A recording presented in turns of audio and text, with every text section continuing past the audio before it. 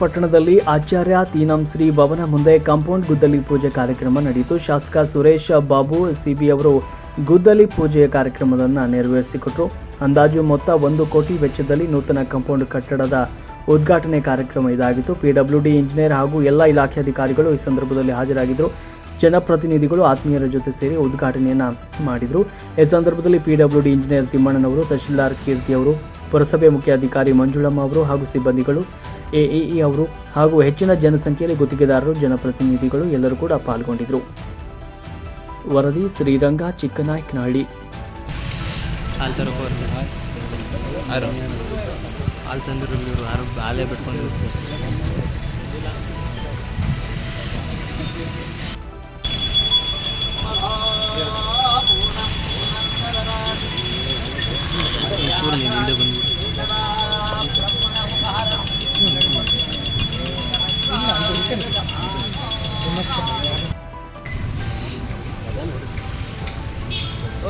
ಸೂರಿನ ಕುಮಾರನ ಅಡ್ಡ ಬರುತ್ತಿಲ್ಲ.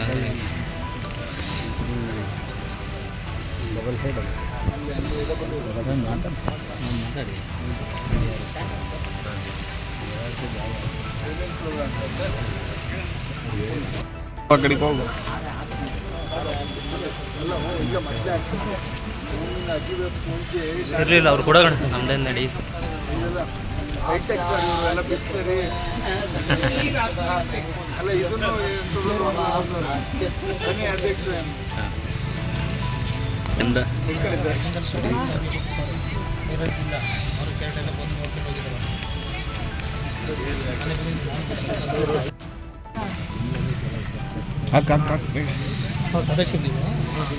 T V ಕಳಿಸಕ್ಕೆ ready ಮಾಡಿಕ್ತೀನಿ, video ಕಳಿಸ್ಬಿಡೋದೇ. ನಾನು ಚೂರು ಜಾಗ ಬಿಡೋಣ, ವಿಡಿಯೋ ಮಾಡಿ ಎಲ್ಲ ಮಾಡಿ